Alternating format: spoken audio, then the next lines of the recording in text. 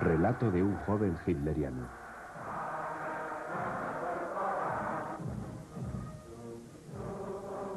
En Alemania, en 1930, un ejército de cerca de 8 millones de niños juraron dedicar sus vidas a Adolf Hitler y al Tercer Reich. Se les denominó Hitlerjugend, las juventudes hitlerianas. Esta es la historia de uno de aquellos niños. Llegó alto en el escalafón, recibió la Cruz de Hierro de manos del propio Hitler y sobrevivió para contar esta aleccionadora historia.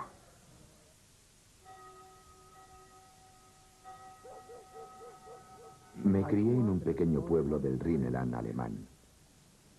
Un pueblo pequeño y pacífico de 8.000 habitantes. La vida en él era muy tranquila. El primer hecho significativo de la vida del pueblo ocurrió el 7 de marzo de 1936, cuando Hitler decidió enviar tropas alemanas al Rhineland. Yo estaba sentado sobre los hombros de mi tío Franz. La gente se puso como loca al ver a las tropas alemanas.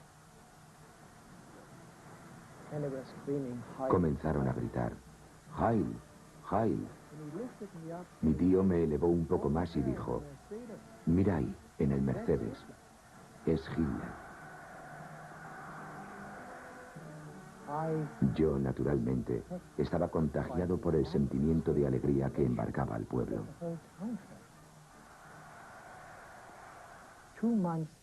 Comencé en la educación elemental 2 meses después de que Hitler se convirtiera en canciller de Alemania. Hay un asunto al que nuestros libros de historia no han dado la debida importancia.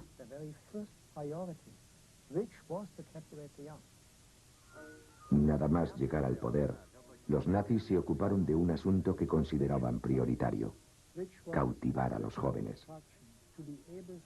2 veces por semana recibíamos lecciones de ciencia racial.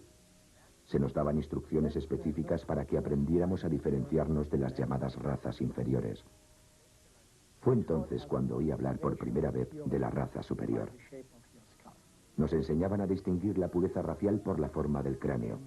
El color de los ojos era una medida adicional para determinar la pureza de la raza aria. Recuerdo perfectamente a mi profesor explicándonos por qué los judíos eran diferentes a nosotros.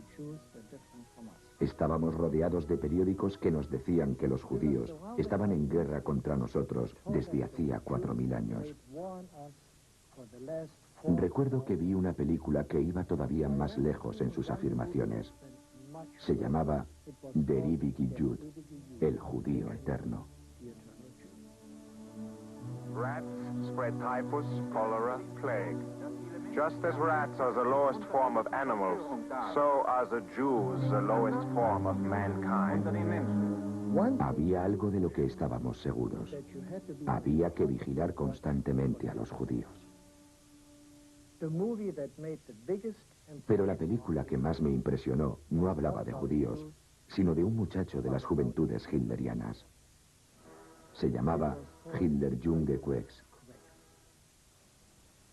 Se basaba en la vida real de un miembro de las juventudes hitlerianas de Berlín, Herbert Norkus. Un día, cuando estaba repartiendo panfletos, le atacaron un grupo de jóvenes comunistas alemanes. Le dieron una paliza y murió cantando el himno de las juventudes hitlerianas.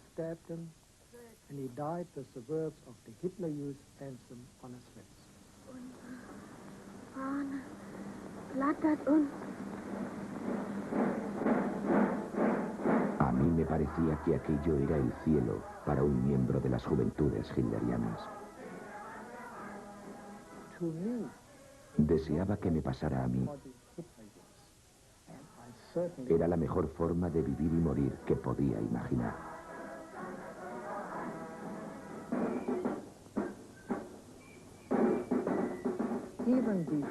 Me uní a las juventudes hitlerianas tan pronto como pude, antes incluso de cumplir los 10 años.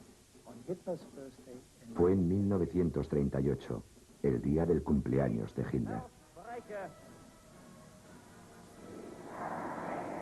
Prometo, con la ayuda de Dios, cumplir siempre con mi deber hacia el Führer.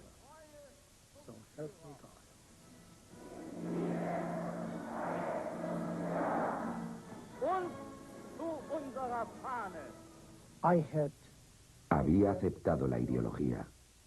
Había aceptado lo que me enseñaron en el colegio, la ciencia racial. Había aceptado por completo el concepto de raza superior.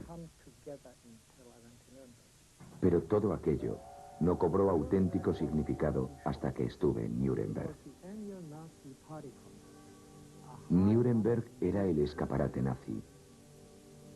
Se celebraba el congreso anual del partido nazi y era un honor que te invitaran a asistir.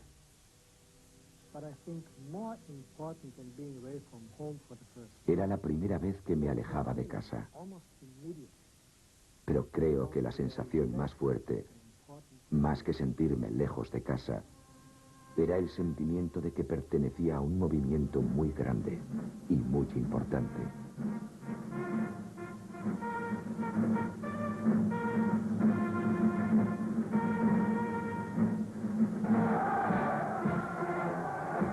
Éramos un grupo muy selecto de 50.000 jóvenes que representábamos a los 8 millones de miembros de las juventudes hitlerianas que había en Alemania. De pronto, apareció sobre la tribuna el Führer, acompañado de Waldur von Schirach, el líder de las juventudes hitlerianas.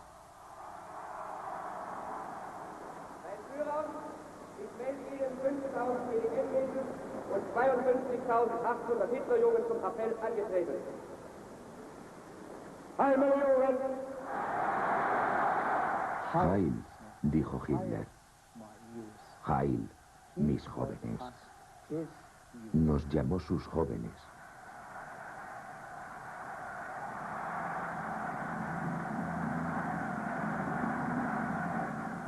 Und ich weiß, das kann nicht anders sein. Denn ihr seid...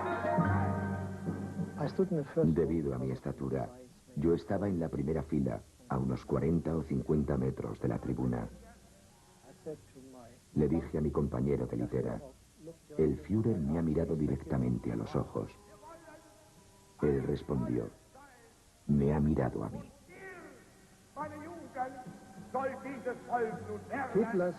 Hitler dijo, seremos un pueblo, una nación, y vosotros, mis jóvenes, seréis ese pueblo, esa nación. Después de escuchar esa frase, yo pertenecía a Hitler en cuerpo y alma.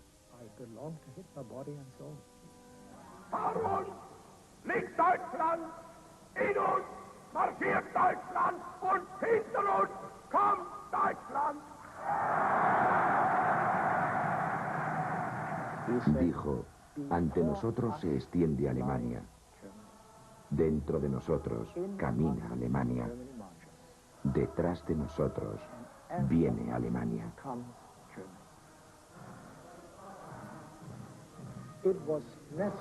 Era hipnotizante escuchar hablar al Führer. De pronto, te habías vuelto invencible.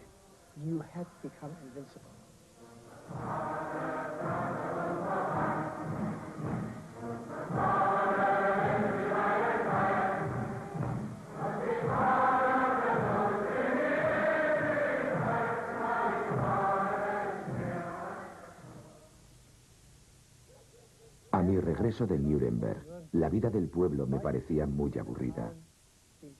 Pero de pronto, el 9 de noviembre de 1938, se rompió la calma.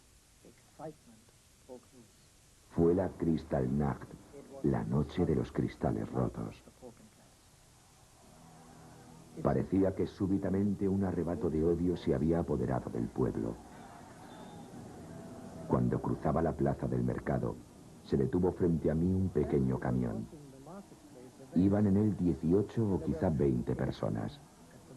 Una de ellas gritó, vayamos a la sinagoga y destrocémosla. One of them was shouting, let's get to the synagogue and take it apart. Pocos segundos después, las cristaleras emplomadas del edificio caían a la calle hechas pedazos. Pocos minutos después, alguien subió al tejado y comenzó a arrojar desde él los rollos de la Torá. Gritaba: «Limpiaos el culo con esto».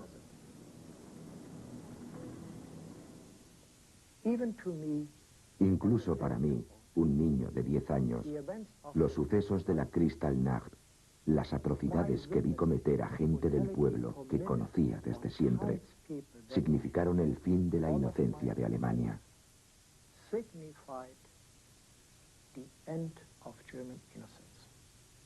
A partir de aquel día, ninguno de nosotros puede mantener que no sabía el futuro que esperaba a los judíos.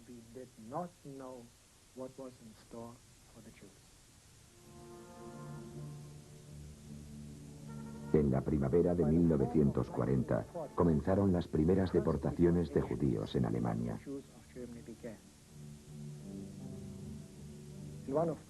Una de las primeras se produjo en mi pueblo natal. Los conocía a todos, naturalmente, pero había algunos a los que además conocía de forma íntima. No sentía animosidad hacia ellos. Simplemente pensé, qué lástima que sean judíos. Pensaba que el deportarlos estaba completamente justificado si queríamos asegurar la supervivencia de Alemania. Pese a que mi mejor amigo, Heinz Hermann, era judío, el adoctrinamiento nazi al que me habían sometido hizo que me mostrara totalmente indiferente a su destino.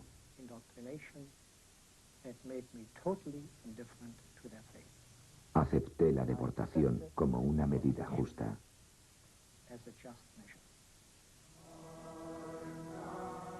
Estaba plenamente convencido de que nosotros, la raza superior, estábamos destinados a gobernar el mundo.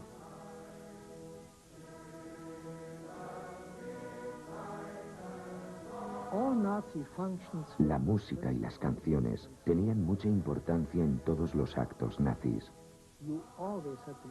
Constantemente tenías música sonando en los oídos. En ese campo, los nazis eran unos auténticos maestros. No sé si los alemanes son más sensibles a la música que otros pueblos, pero cuando comenzábamos a cantar, las letras de las canciones parecían adquirir un significado especial. En el himno de las juventudes hitlerianas, la adoración a la bandera, la letra era algo más que palabras. De pronto se convertía en una convicción. Creo que puede compararse con una experiencia religiosa. Llegaba hasta el alma.